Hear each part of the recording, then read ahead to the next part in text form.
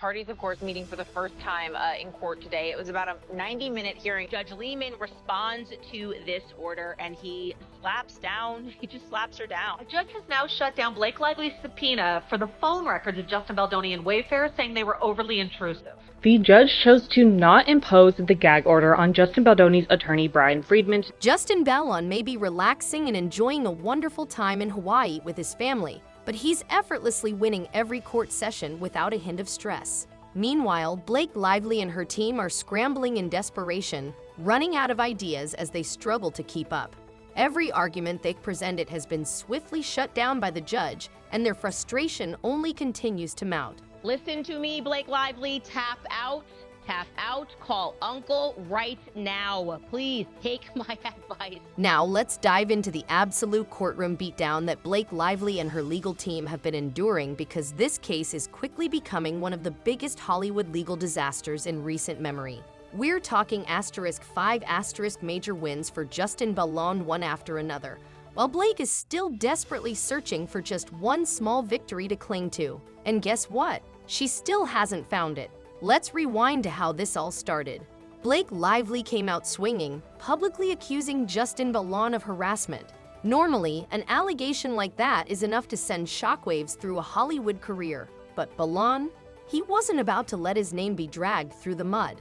Instead, he hit back with a massive $400 million lawsuit. *400 million. Justin Baldoni is not taking this sitting down. Aside from suing the New York Times, he just filed today a lawsuit against Blake Lively and Ryan Reynolds personally for $400 million, okay? Alleging defamation and extortion. Let that sink in. This wasn't just a denial. It was a full-blown counterattack. That's when things got real. From the moment this legal battle kicked off, it's been a relentless downward spiral for Blake. The first crushing defeat came within just 90 minutes of the initial court session, setting the tone for what would become a string of devastating losses. The parties, of course, meeting for the first time in court today. It was about a 90-minute hearing. Less than 2 hours into the proceedings, the judge had already shut down Blake's legal team on their first major request. They had pushed for a gag order on Baldoni's powerhouse attorney, Brian Friedman, aiming to prevent him from speaking to the press. Why? Because, let's be honest, Friedman was outspoken, and every time he spoke, it only made Blake's case look worse. But instead of granting their request, the judge immediately denied it. The judge chose to not impose the gag order on Justin Baldoni's attorney, Brian Friedman, today, but did threaten to move up the trial if the media press war continued. That meant Blake and her team had to scramble even faster, and trust me, they were not prepared for that kind of setback. They still believed they had a few tricks up their sleeve. Next, they attempted to amend their lawsuit, insisting they had new, crucial information to add in hopes of gaining an advantage. Pieces of what's coming next, and through that we found out that Blake Lively's team, according to her attorney, is actually planning to file an amended complaint in their lawsuit against Justin Baldoni and others. According to her attorney, Michael Gottlieb, that is going to include new claims from Blake Lively, and they're going to be bringing this lawsuit against new defendants. The court gave them until February 14 to submit the changes. How ironic, Valentine's Day. Blake's love affair with this case was rapidly turning into a tragic romance filled with more heartbreak than victory. But then, plot twist, Blake's legal team returned, unexpectedly requesting an extension until March 5th, signaling that they were struggling more than they had let on. Then filed 2 days ago for an extension. They're like, actually, we're not going to be able to make that amendment due date of February 14th. In what world do you agree to a deadline only to turn around and act like you suddenly don't have enough time? When pressed for an explanation, Blake's team pulled one of the most ridiculous excuses imaginable. They claimed they were too tied up with another lawsuit. This one, they said, was in Texas against PR executive Jed Wallace. But here's the gag. Brian Friedman did his homework and called them out right there in court.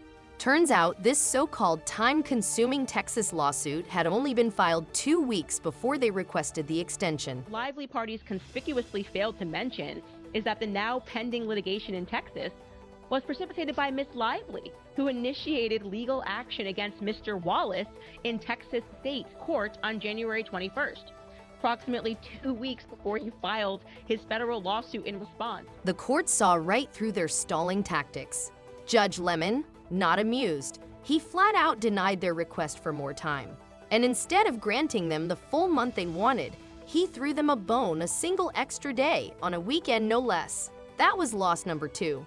At this point, Blake's team was practically grasping at straws, and things were getting downright embarrassing. But they still weren't done making a mess of their case. When they finally submitted their amendment, it was so weak, so laughably bad, they might as well have handed in a blank sheet of paper. No solid evidence, just a whole lot of empty talk. He says, "Where's the evidence? Show me the evidence." And pretty much the same thing everyone else is saying, which is, yeah, but what do you got? And get this, they went as far as deleting incriminating text messages that could have directly implicated Blake herself. Talk about convenience. It was a last-ditch effort to cover their tracks, but it only made them look worse. The timing was suspicious, the intent was obvious, and the court wasn't buying it. If anything, this desperate move only raised more questions about what Blake's team was trying so hard to hide. First thing I noticed is, as I compared it to the last one, a lot of texts were actually removed. This is the new document, as I made a note here, but as you'll notice here, this is the original complaint. As you can see, that first text is still there, but she removed, they removed quite a few texts. But wait, it gets even better. Blake claimed she had 2 mystery witnesses ready to testify against Baldoni, but when asked to name them, suddenly she went all secretive, insisting they couldn't be revealed for security reasons. Right. At this point, the judge had to be exhausted from the endless nonsense coming from Blake's team, but the losing streak didn't stop there.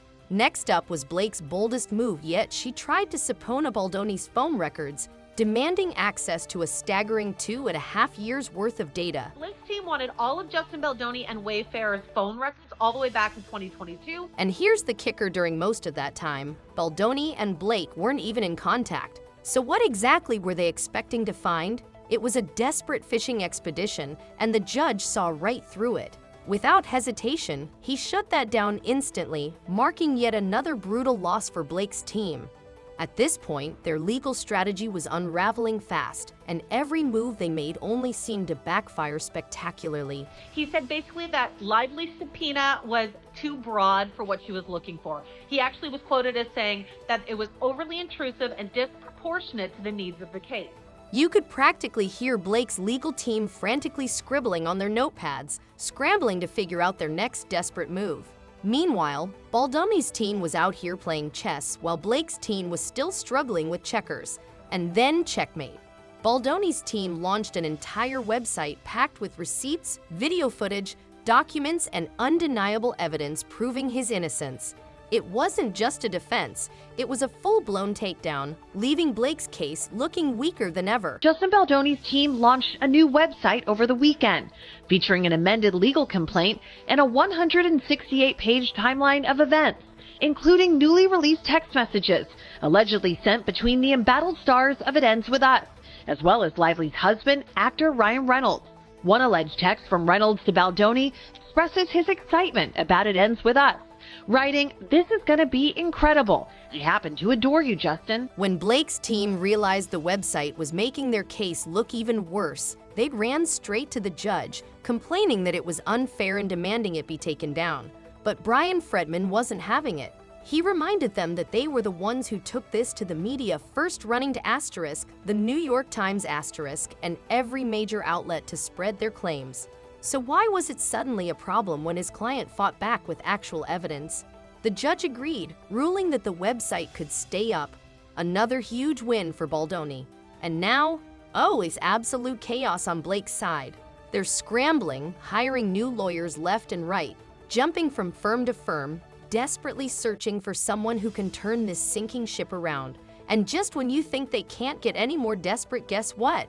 They've now brought in a former CIA agent to help their case. Blake Lively hires CIA alum for crisis PR in legal battle with Justin Baldoni. Because clearly, a spy is exactly what they need to win a lawsuit, right? With the trial set for March 2026, this is shaping up to be Hollywood's biggest courtroom showdown. And at the rate things are going, Blake Lively might just be on track for one of the most devastating losses in celebrity legal history. Baldoni has come armed with mountains of receipts, a powerhouse legal team that's running circles around Blake's, and the upper hand in almost every ruling so far. While Justin Baldoni keeps stacking up evidence, Blake is stuck in the courtroom, taking loss after loss. And with every defeat, the crash that's coming for her is only getting bigger.